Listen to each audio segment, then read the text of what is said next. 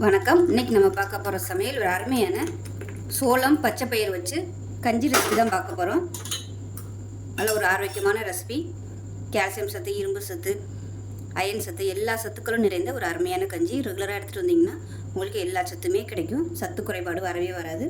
சின்னவங்கலேருந்து பெரியவங்க வரைக்கும் எடுத்துக்கலாம். எலும்புகள் நல்ல ஸ்ட்ராங்காகும். நோய் எதிர்ப்பு சக்தி அதிகமாக இருக்கும். ஸோ வாங்க அந்த அருமையான பச்சை பயிறு சோளம் கஞ்சி எப்படி செய்யலாங்கிறத பார்க்கலாம். ஒரு பேன் எடுத்துக்கலாம். பேன் சூடானதும் ஏதாவது ஒரு கப் எடுத்துக்கோங்க. நான் வந்து இந்த கப் எடுத்துருக்கேன். இதில் ஒரு கப் அளவுக்கு பாசி பயிர் சேர்த்துக்கலாம். இது நல்லா வாசனை வர அளவுக்கு வறுத்துக்கலாம். இது நல்லா வறுபட்டு வச்சு வாசனை வருது. இது வந்து வேறு பிளேட்டுக்கு மாற்றிக்கலாம். இது கூடவே எந்த கப்பில் எடுத்தோமோ அதே கப்பில் ஒரு கப் அளவுக்கு வெள்ளை சோளம் இதையும் சேர்த்துக்கலாம். இதையும் சேர்த்து நல்லா வாசனை வர அளவுக்கு வறுத்துக்கலாம். இப்போ இது கூடவே ஒரு 10 முந்திரி பருப்பு, 10 பாதாம் பருப்பு சேர்த்துக்கலாம். இதையும் சேர்த்து வறுத்துக்கலாம். இது வந்து ஆப்ஷனல் தான். இது போடணும்னு அவசியம் இல்லை. போட்டிங்கன்னா டேஸ்ட் இன்னும் நல்லாயிருக்கும். இப்போ சோளம் நல்லா வறுபட்டு அதோட ஃப்ளேவர் வருது. இந்த ஸ்டேஜில் இதையும் வேறு பிளேட்டுக்கு மாற்றிக்கலாம். இப்போ இது கூடவே ஒரே ஒரு ஏலக்காய் சேர்த்துக்கலாம். சேர்த்துட்டு இது எல்லாமே நல்லா ஆறுனதுக்கப்புறமா மிக்ஸி ஜாரில் சேர்த்து நல்லா பொடிச்சிட்டு பார்க்கலாம். இப்போ பாருங்கள், நல்லா நைஸாக பொடிச்சிட்டு வந்தாச்சு. இப்போ இது வந்து அளந்து எடுத்துக்கலாம். நீங்கள் வந்து டம்ளரோ இல்லை இதுலேயோ வந்து அளந்து எடுத்துக்கோங்க. ஒரு கப் அளவுக்கு எடுத்துக்கலாம். இப்போ இது வந்து ஒரு பவுலில் சேர்த்துக்கலாம். இப்போ எந்த கப்பில் அளந்து எடுத்தோமோ அதே கப்பில் 6 கப் அளவுக்கு தண்ணி சேர்த்துக்கலாம். ஸோ இந்த அளவு எடுத்திங்கன்னா ஒரு 2 பேர் சாப்பிட்றதுக்கு கரெக்டாக இருக்கும். மிச்சம் இருக்கிறத ஃப்ரிட்ஜில் ஸ்டோர் பண்ணி வச்சுட்டோம்னா தேவையான போது நம்ம எடுத்துக்கலாம்.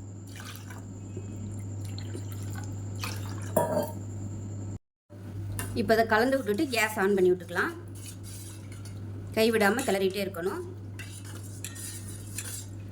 இப்போ தண்ணியாக இருக்கும். இது வெந்துருச்சுன்னா நல்லா அப்படியே ஷைனிங்காக பளபளன்னு வரும். அந்த ஸ்டேஜில் நம்ம அமர்த்திடணும்.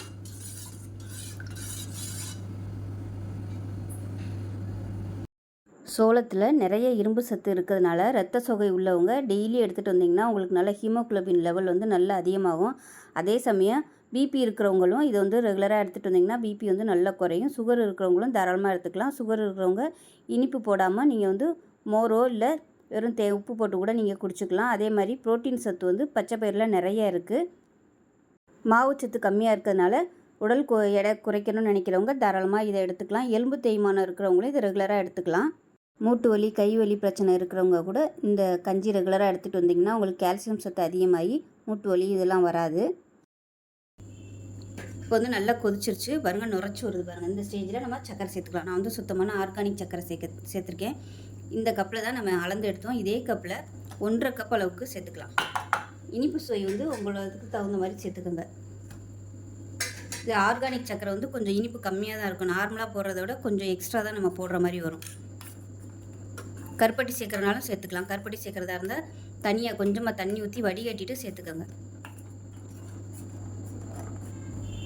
இப்போ இது வந்து நல்லா கெட்டியாகிட்டே வருது பாருங்கள். ஆறுச்சுன்னா ரொம்ப கெட்டியாகும். அதனால் எந்த கப்பில் எடுத்தோமோ அதே கப்பில் தண்ணி சேர்த்துக்கலாம். இது வந்து சுடு தண்ணி தான் நான் சேர்த்துருக்கேன். நல்லா சூடு பண்ணிவிட்டு தண்ணியை சேர்த்துக்கோங்க. பச்சை தண்ணி வந்து ஊற்றிட வேணாம். ஸோ அதே கப்பில் 2 கப் அளவுக்கு சுடு தண்ணி சேர்த்துருக்கேன். நீங்கள் பார்த்துக்கிட்டு அட்ஜஸ்ட் பண்ணி தண்ணி 1 கப்பு வேணுமோ 2 கப்பு வேணுமோ நீங்கள் சேர்த்துக்கலாம்.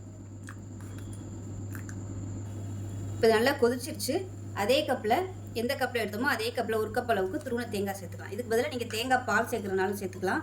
இப்போ கேஸ் அமர்த்திடலாம். அந்த சூட்லேயே வந்து தேங்காய் போட்டிருக்கிறது வெந்துடும். அதனால் கொதிக்க விடணும்னு அவசியம் இல்லை. அவ்வளோதான். அருமையான பச்சை பயிறு சோளம் வச்சு ஒரு கஞ்சி அருமையாக ரெடி ஆயிடுச்சு. எல்லா சத்துக்களும் நிறைந்த கஞ்சி. டெய்லி கூட நீங்கள் எடுத்துக்கலாம். ரெகுலராக எடுத்துகிட்டு வந்தீங்கன்னா உங்களுக்கு புரோட்டீன் சத்து, கால்சியம் சத்து, இரும்பு சத்து எந்த குறைபாடுமே வராது. முடி கொட்டுற பிரச்சனை இருந்துச்சுன்னா தாராளமாக நீங்கள் ரெகுலராக எடுத்துகிட்டு வந்தீங்கன்னா உங்களுக்கு அந்த பிரச்சனை சரியாகும்.